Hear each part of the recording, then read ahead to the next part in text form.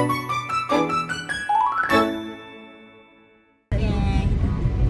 je, hai guys. Hai. Asal?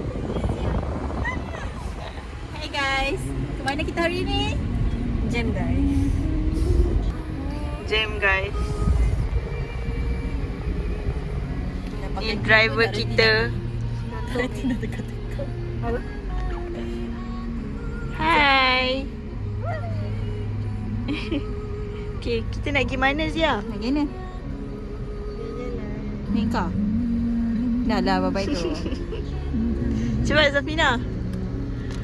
Dia pasang ke bukan? Tak. Hey guys.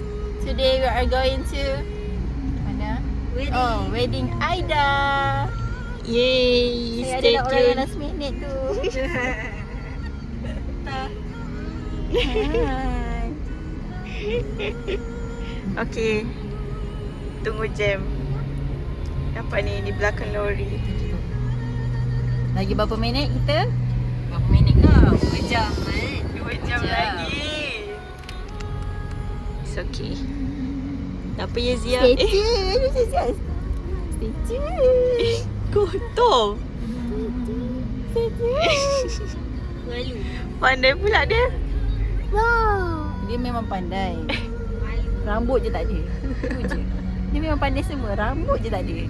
Itu masalah dia. Aku penat mengeksplain dekat makcik-makcik. Dia memang pandai semua. Kepala je ni. Rambut je botak. Ikut Terlalu kau. banyak fikir kan. Ya doh Safina. Dah keluar Kena beli lah.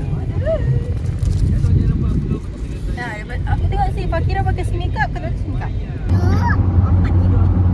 Kau tak ada saja rahsia ni. Ya, aku sedih lah. Nanti dia tak ada kawan Siap. tak? Siap. Yang ada kawan kau Ah. dan kita orang. Jadinya dia boleh berkawan dengan Bye guys. Setelah 3 jam. Dah sampai. Anak saya baru tidur. 3 jam ayah. Okey. Dia dah nangis. Tunggu Ira. Dah keluar ke? Keluar apa? Dia ada anak 2, okey. Fatima. Fatima sini.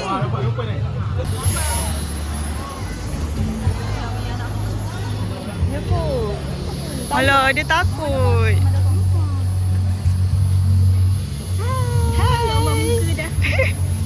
Panas. Zia, janganlah takut. Sinilah, sini. Sini.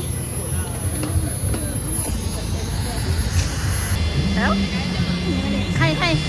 Wait. Nanti. Tuh, kamera. Afia. Aida kahwin. Aida dah kahwin.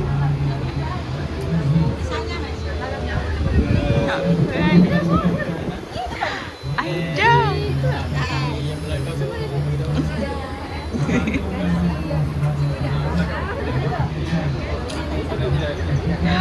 Aida dah kahwin.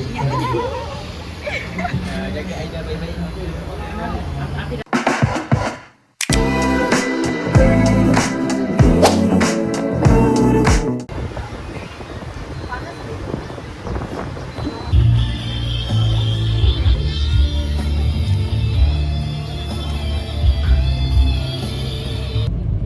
Ada jam.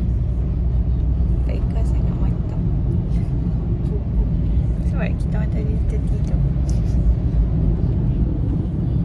Dah bangun.